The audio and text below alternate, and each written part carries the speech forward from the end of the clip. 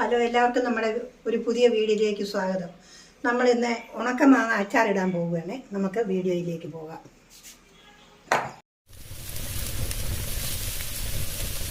അപ്പോൾ നമുക്ക് ഈ ചൂടുവെള്ളം ഉണക്കമാങ്ങ അല്ല, അത് കുതിരുന്നതിന് വേണ്ടിയിട്ട് അതിലേക്ക് ഒഴിച്ചു വയ്ക്കാം. 10-20 മിനിറ്റ് സമയം ഇരിക്കട്ടെ. ഈ മാങ്ങ നല്ലതുപോലെ ഈ ചൂടുവെള്ളത്തിൽ മുങ്ങി നിൽക്കണം. അത് നല്ലപോലെ കുതിർന്ന് മയം വരാൻ വേണ്ടിയിട്ടാണ് ഇങ്ങനെ ചെയ്യുന്നത് മാങ്ങയ്ക്ക്.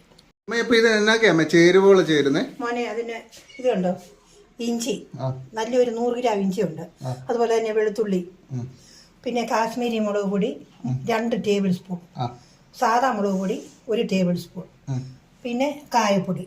അതിനകത്തേക്ക് നമുക്ക് കരിയാപ്പില ഇടണം, ഉലുവായ, കടുക്, വിനാഗിരി. ഇത്ര സാധനം ഇതിന് ചേരുന്നത്. ഉപ്പ് വേണമെങ്കിൽ ചേരണം. അപ്പം ഇനി മാങ്ങയ്ക്ക് ഉപ്പുള്ളത് കൊണ്ട് ഉണ്ടാക്കി കഴിഞ്ഞതിന് ശേഷം വേണമെങ്കിൽ ഉപ്പിട്ടാൽ മതി. അപ്പോൾ നമുക്ക് തീ കത്തിച്ച് താരാതിലേക്ക് വെക്കാം.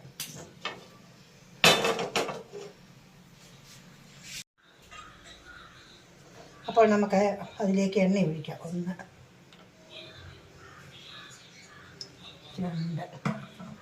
2, 3 സ്പൂൺ എണ്ണ. ഇതിനൊക്കെ നല്ലെണ്ണയല്ലേ? നല്ലെണ്ണയാണ്, നല്ല മാങ്ങായിക്കോട്ടെ. 3 സ്പൂൺ എണ്ണ.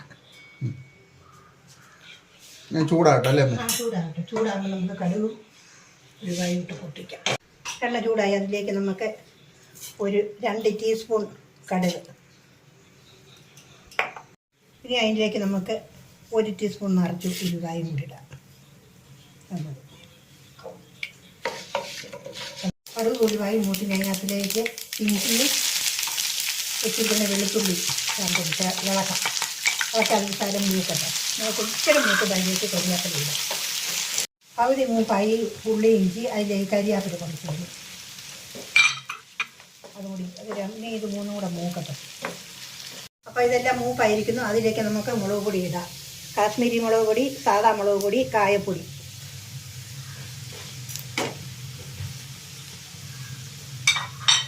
ചെറുതായിട്ടൊന്ന് ഇച്ചിരി ഇളക്കി മൂപ്പിക്കാം.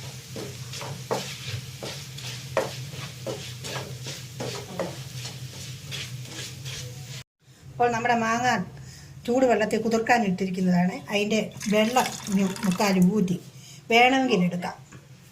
ഇനി നമുക്കിത് അരപ്പിനകത്തേക്ക് ഇട്ട് ഇളക്കാം.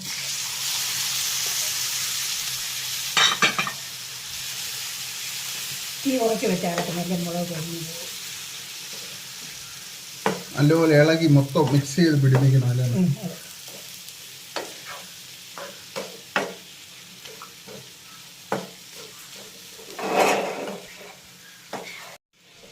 ഫ്രണ്ട്സ്, അപ്പം നമ്മൾ മസാല എല്ലാം നല്ലപോലെ ഇളക്കി പിടിപ്പിച്ചിട്ടുണ്ട്.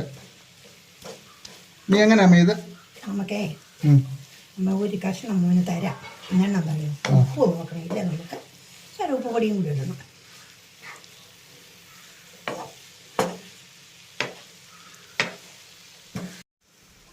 അപ്പം നമ്മൾ നോക്കിയപ്പോൾ ഇച്ചിരി ഉപ്പിൻ്റെ കുറവുണ്ട്. അത് കാരണം ഇത്ര ഉപ്പും കൂടെ ഇതിനകത്ത് ചേരണം. നമുക്ക് ഇളക്കാം.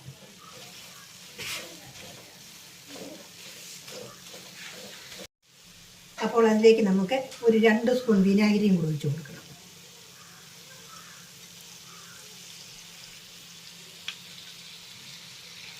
രണ്ട് സ്പൂൺ വിനാഗിരി. ഇനി നമുക്ക് നല്ലതുപോലെ ഇളക്കി തീ ചൂടാക്കിയെടുക്കാം. ഫ്രണ്ട്സ്, അപ്പം നമ്മുടെ ഉണക്കമാങ്ങ അച്ചാർ റെഡി ആയിട്ടുണ്ട്. അപ്പം നിങ്ങളെല്ലാവരും ഇതുപോലെ ഒന്ന് വെച്ച് നോക്കണേ. പിന്നെ എല്ലാവരും ഞങ്ങളുടെ ചാനൽ ഒന്ന് സബ്സ്ക്രൈബ് ചെയ്ത് ഞങ്ങളെ ഒന്ന് സപ്പോർട്ടും ചെയ്യണേ. അപ്പം ഞങ്ങൾ അടിപൊളി ഒരു കുക്കിംഗ് വീഡിയോ ആയിട്ട്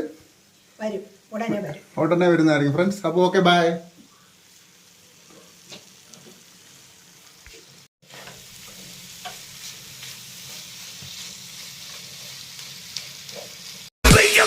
Make